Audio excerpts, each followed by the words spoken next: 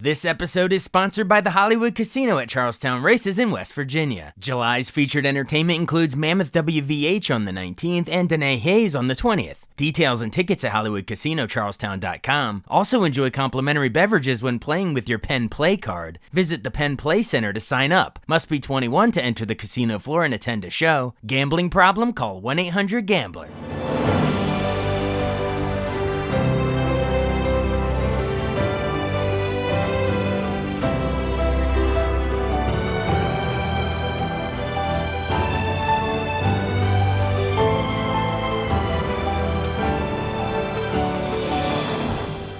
Welcome to the newest episode of Beyond the Fame with Jason Fraley. I'm your host, Jason Fraley, picking the brains of the top filmmakers, musicians, and artists of our time. Comedian Patton Oswalt performs live at the Lyric in Baltimore, Maryland this Friday night, facing the tricky task of putting together a stand-up routine as the nation still reels from the assassination attempt against former President Donald Trump.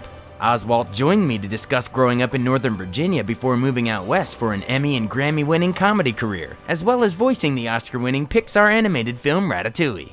Hey, Patton Oswalt. Hey, thanks so much for joining us on WTOP in Washington, D.C. Thanks for having me on, guys. It's sort of your, I guess, one of your hometown stations, I guess. So welcome home, I guess I should say, at least audially. We're talking because you're going to be coming to the Lyric in Baltimore this Friday, July 19th.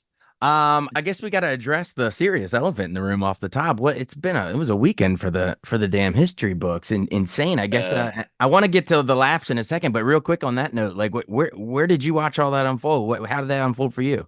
I think I watched it, or I was aware of it the way that a lot of us were, just randomly checking social media and just seeing stuff starting to trend, and putting it together in my head like, oh Lord, that's what's happening, and then just sort of turning on CNN and piecing it all together backwards, which is how I think a lot of us get our news. First, you see it in weird trending topics form online, and then you go, well, maybe I should look at TV, and that's exactly how I did it. It was just in the middle of the afternoon. And I mean, I didn't see it as it happened. I had been doing other stuff, and then I looked at my phone, and suddenly my texts were blowing up. And so, it was that kind of thing. Yeah, my wife and I were at like a friend's 40th birthday party out on a deck, drinking beers, and you saw it sort of on a TV through the glass, sliding glass door, and then you popped in, and then you're on your phones, and like you're saying, it's sort of all out of order and rearranged. But yes, exactly. You piece it together back. So like you were out on a porch. There was no one like saying, oh, hey, look at your phone, or you saw it you did see it on TV first. But like through frames within frames of a glass, like then I pulled it up and showed my wife on my phone, et cetera, et cetera. But yeah, it's crazy. Well, I had to just at least mark the time because this is going to air, we're an all news station, WTOP, you know it well, but yeah. It's going to air. There's going to be literally like convention coverage all week as this interview airs. So we had to at least address it. But I promise we will get back to laughing the way that society works, right? By the time you get here Friday, I mean, sadly, it'll be old news. That's how the world works. It's insane. The acceleration that we're living under right now is insane. I don't know if that's good for us in the long run, but we'll see. Yeah. Well, it's an impossible segue into your comedy act, but we are forced to do it. I guess the way that the transition would be, has it forced you to change your act at all? Did you have like any politics in there, or is it just, it's the effervescent tour? So is it just vivacious, enthusiastic, fizzy, bubbly, regardless of what happens in life? Well, I'm sure I'll be talking about it. I don't know how I'll talk about it yet. You can't not. Right. I feel like at this point, if you don't talk about it, you look like you're insane. I'm giving you a trial run right now. How the hell do we? Yeah. Oh no, listen. It's 7:03 a.m. my time. A comedian before noon is a sad, wretched creature. So I don't have anything in my head yet. And folks, we're taping this on the Monday, literally the Monday after this happened, folks. So Patton is still trying to collect his thoughts before he gets here Friday on how to handle this. I have till Friday to get my head together on it. So I'm sure I'll have an angle by then. We'll see. Yeah, trust me, this coming week tricky territory, pretty surreal. Yeah. Well, what else before all this went down, what else would you usually talk about? I don't want you to burn any punchlines because we want people to enjoy it, but No, just what no. topics, what general stuff? Just in general, just sort of, oh God, I hate to sound too general.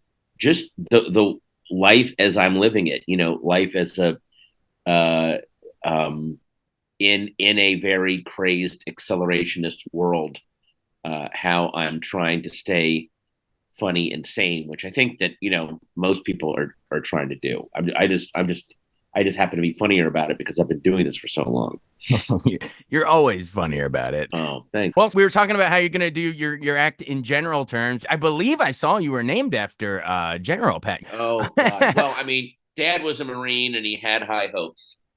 So actually, it actually ended up going his way. Yeah. He had been in Vietnam for 3 years, and anyone who's been in combat, the last thing they want their kids doing is going into the military. So he was very happy when I decided to make people laugh for a living, rather than go into war. He was very happy to hear that. So yeah, exactly. I wanted to it remind worked out people for him. it did work out for both y'all. Yeah. I want to remind folks because the local hometown hero angle because you were born in Portsmouth, Virginia, I guess down near Norfolk because there's the military connection, right? And it was in 1969, and I'm a huge movie buff, so every time I have a guest on, I'm always like, "You are the year of Butch and Sundance and The Wild Bunch and Easy Rider, Midnight Cowboy." In fact, Patton came out the next year, but Coppola was conceivably writing Patton, his Oscar-winning script for Patton, when you were being named after him. There's something in the universe. I think you're right. I think he was writing when I was being born. Oh my goodness, you're right. I think he was writing that script. It was all coming together. George C. Scott has to thank you for you were born. That's what caused my birth manifested the Oscar that he turned down. Think about that. Exactly. I read your book, Rommel. You read the wrong book. You've been Patton Oswalt. Exactly. Cool. You beautiful bastard. I read your book. You beautiful bastard. A baby is born. Yeah. A baby is born. Well, I grew up in Northern Virginia, so in Sterling, yeah. So when I was growing up, I just remember we had Channel 20 and we had Captain 20, and you guys had Channel 56 and you had Captain Chesapeake. So we would get it through very, very staticky and weird, and then you would get ours. So it was like living in these two parallel universes. When I meet people from Southern Maryland, they're like, "Who's Captain 20?" I'm like, "Who's Captain Chesapeake?" Yeah, I'm in Frederick, Maryland, about an hour north of DC. So, but it was all generally the same. But you know what? You know who we both watched? Arch Campbell. Oh, heck yeah. By the way, I must say, I know you worked him into your routines and all that for a while and joked that you left town because of all that. It's a hilarious, friendly rivalry or whatever. But Arch is one of my best friends. I'm about to go on his podcast like next week. So what should I say you said to Arch when I'll tell him you said hi? I have since met him and look, there's a very grudging affection for him. He was of an age where the movies that were coming out, I remember he trashed The Wall, and he Pink Floyd's The Wall, and he trashed The Road Warrior. And so he gave me something to rebel against. He was so himself that he gave me something to be like, no, this guy's wrong. But tell him that I am happy that he was a worthy foe when you go on his podcast. Oh, I didn't know he had a podcast. I love Arch. You should look it up. Yeah. Well, I will look that up. I used to go on his TV. He was on NBC for when you watched him, and then when he went on the ABC, I would pop on his show on actual TV. But he's kept the podcast going. And actually, my wife and I use a little olive oil strainer. Here's your Ratatouille tie-in. Your little rat chef. God. We use the olive oil strainer that him and his wife Gina got us for our wedding. So I'm tight with Arch. I love that. Wait a second. Wait a minute. Does he still review movies? Yeah, man. That's the whole podcast. It's probably it's like been a post-COVID, or maybe it might have pre-existed before that. Yeah, he used to do another one down where Tony Kornheiser filmed recorded his show down at Chatter and Chevy Chase. I am so intrigued as to what he thinks of there's so many movies that have since come out Mhm. that I would love to see what his take was on them. Like, Well, what did there he you think go. Look it up. The of Arch Poor Campbell Things? What did podcast. he think? Oh my goodness. Now you have a Mm. backlog of a treasure trove of reviews to go back and listen to. I wonder what he's been railing against these. Okay, I got to go Yep. check that podcast. I There didn't you know he go. was Have still fun with reviewing that new. one. That's beautiful. So, hi, Arch. How are you doing? But I want to Oh, get it back hi, to Arch. your career. So, you graduate Broad Run High School in Ashburn, '87. You get an English degree at William and Mary in Williamsburg. So, it's all Virginia, baby. But then, what Yeah. makes you move to San Francisco? It wasn't really Arch. What was your actual Well, what caused you to make the jump? it was that the comedy scene in the late 80s and early 90s on the East Coast was starting to collapse a little bit. The boom was over, and I needed to go to a city where I could live cheap and get a lot of sets to get good. In the Sets. You early said 90s, sets with a T. Sets. yes, not, oh, dude, it is way too early for me. I'm speaking very literally. A lot of Okay. sets, SETS. And back in the early 90s, you could live cheap in San Francisco, man. You could, 75-cent burritos, a couple Nice. of those would keep you alive, and then you just go do sets every night, man. It was great. That's fantastic. And Yeah, yeah. did you start writing for Mad TV before or after the Seinfeld gig? After I did the Seinfeld gig in 94, got the Mad TV gig in 95. Okay, okay. Very lucky too, because I was in San Francisco and that scene was starting to collapse. The clubs were starting to close.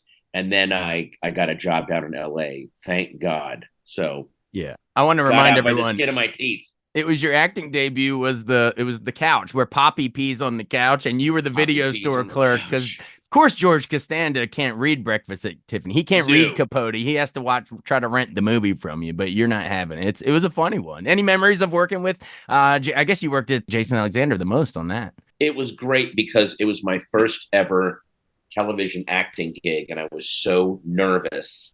And he could see how nervous I was. And right before they said action, he leaned into me and said, "It's not too late to be fired, Patton." And it made me laugh so hard, and it just like got rid of all my tension. I kind of owe a big leap in my career to that guy. So he was very nice and very instinctive. Helped me out, fellow actor. That is great. That is Yeah, yeah, great. yeah. And then I guess a couple years later, you're on another big time sitcom. You started doing The King of Queens, and you were Kevin James's like nerdy friend Spence. Just memories of what it was like, not only getting to bounce off of Kevin and the co-stars, but like creating that character. He was a fun one. He was really fun, and I got to a lot of their weird stories they didn't quite know what to do with. That was my story. So I got to do a lot of stuff with Jerry Stiller. Got to do a lot of strange uh, plots where I fall in love with a mascot at an amusement park, and um, I date a gay guy to try to boost my confidence. Like I just want him to hit on me so I can turn him down, but he never hits on me, and then I start pursuing him. Like Right. it just they let me do all the really fun uh kind of edgier stories. It was really fun. And the writing staff on that show was amazing. Kevin James was amazing. So it was a very good 9 years where I basically got paid to learn how to act better. Yeah, to learn and also probably have a blast in the process. Well, Yes. maybe one more time for one more sitcom. I know you narrated the Goldbergs for gosh, probably Yes. like 10 years from 2013, 2023. Yeah, that's And right. so sort of how would you call it? Sort of I guess sort of like Daniel Stern narrating the Wonder Years. You're sort of like It the was grown up. Did you take any yeah. did you take a hat tip from that or did you just sort of how did you decide to do the narrating? I had been doing so much narration and voiceover at that point that I just decided to make it my own voice. Yeah. But yeah, it really was that show too was Wendy McClendon Covey was so brilliant on that show. I mean, they started the show really focusing on the kids, and then they realized the parents were even crazier than the kids, even though that all the daughter and the two sons on that show, and I'm blanking on their names right now, but they were all so funny. But Wendy McClendon Covey and her whole um, uh, Philly overprotective Philly helicopter mom in the 80s was amazing, truly amazing. So yeah, getting to watch that show while I narrated it was, oh wow, this is a nice gig. I'm not complaining about this. Yeah, that's absolutely that must have been Yes. really fun. Well, and Yeah, I yeah. referenced it earlier, but I have to mention Please. Ratatouille, because Yes. a lot of kids, well, not kids now, they were probably grown up and living lives now, but that was 2007. But gosh, has it really been 2007? That's crazy. But yeah, I remember Yeah. going to see it in the theater, won the Oscar. You voiced the main character, Remy, the rat that wants to be the chef. Great. Peter O'Toole Yeah. was the food critic. Oh That's my you God. have Lawrence of Arabia judging your cooking skills as an animated rat. Talk about pressure. Well, I remember I was at Pixar one day and they had just recorded Peter O'Toole. They got his audio in Yeah. and the animators were listening to it. They hadn't animated it yet. And it was like they're like rubbing their hands together, like these are the Glengarry leads of animation, like getting to animate him saying the Yeah. phrase, how can it be popular? Like you could they were talking about how they were going to articulate that face, like watching that level of animators having that level of audio to work with and just wondering what they were going to do and champing at the bit to start animating it. That in itself was such an insane experience. Absolutely. I still think it's Yeah, I think it's one of the best they ever made. And it kind of almost like underrated. Like I you could go, agree you know with what I you. mean? Like people always put Wally and Toy Story, and rightfully so, Nemo, all these great ones. But like Yeah, if you throw on Ratatouille, I think it holds up with the best that they ever made, personally. But I think it's such a fantastic film. It's right up there with Up in my opinion yeah, up, yeah. in terms of like uh, uh, just really saying something about life, creativity, and how to live with both of them. It's very entertaining, but then way deeper than you think it is when you watch it multiple times. Yeah, and Inside Out 2 is crushing right now. Oh my Yeah. God! It's Inside Out funny. to that. I had Lewis Black on a couple weeks before that came out. Another DC kind of Oh, local. It's funny how many comedians come on here like yourself, and then I end up talking like animated Pixar movies by the end. But it's a good outlet, I guess. they use a lot of us, man. You know, we've got we definitely have the voice and the soul to push it across. Absolutely. Yeah, Well, you've been really generous with your time. Before we run, in addition to your TV and yeah. your sitcoms and animated movies, all this, I gotta remind folks, you've been doing amazing stand-up specials through it all the way back to HBO in like the mid '90s. And Thank so you. you've been nominated. I won't make you go through all of them. I'll list them really quick. You've been Grammy nominated comedy albums, I think 7 times. My Weakness is Strong, Finest Hour, Tragedy plus Comedy equals Time. You won for your Netflix special, Talking for Clapping. Yeah. Nominated again for Annihilation, I Love Everything, and We All Scream. That's all 7. So I guess my Wow. question is if we've been following you through all of these, do you consider Talking for Clapping your best? Do you think you won for the right one, or is that just like right timing, depending what other albums are coming out? You know what I mean? Like, which do you think was your strongest? Was it that one? The one that I think is my strongest is Annihilation. Mhm. Um, but there's a lot of, I mean, Talking about Clapping was it was a weird time to win that. My wife had just passed away. Hmm. It was the whole year was very, very strange. It was a very surreal time. But if you're talking about like where did I dig the deepest, but still got laughs, I would say Annihilation was the one that's the one that I'm most proud of. Well, see, there you go, folks. Go back and look up Annihilation, and Thank you. you Thanks, man. should have won, right? Who got you that year? Ah, it was Chappelle. Damn, that Chappelle won that year. Oh, dude. I only got beaten by the best working comedian alive. Oh Yeah, well, one of the all time greats, and a fellow yeah. DC area guy. Well, there you go. We started at the same time at Garvin's in DC back in the 80s. Really, I didn't He was realize that. 14, I was 19.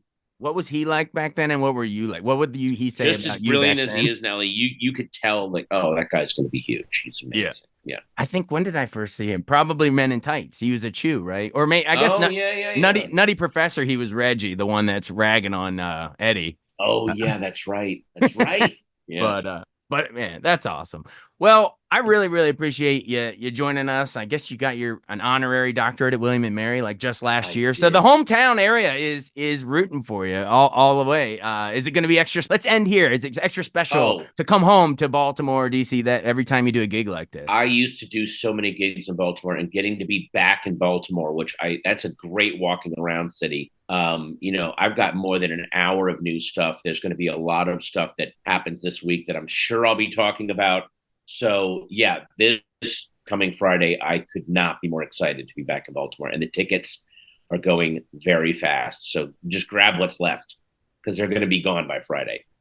Absolutely. Everybody, the great Emmy-winning, Grammy-winning Patton Oswalt coming to the Lyric Baltimore this Friday, July 19th. Get your tickets.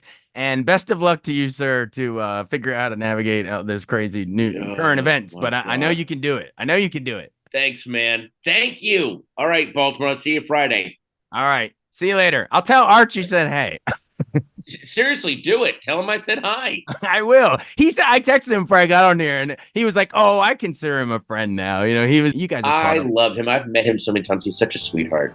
All right. I'm sure he'd say the same for you. But hey, thanks for doing this. You too, man. Thank you.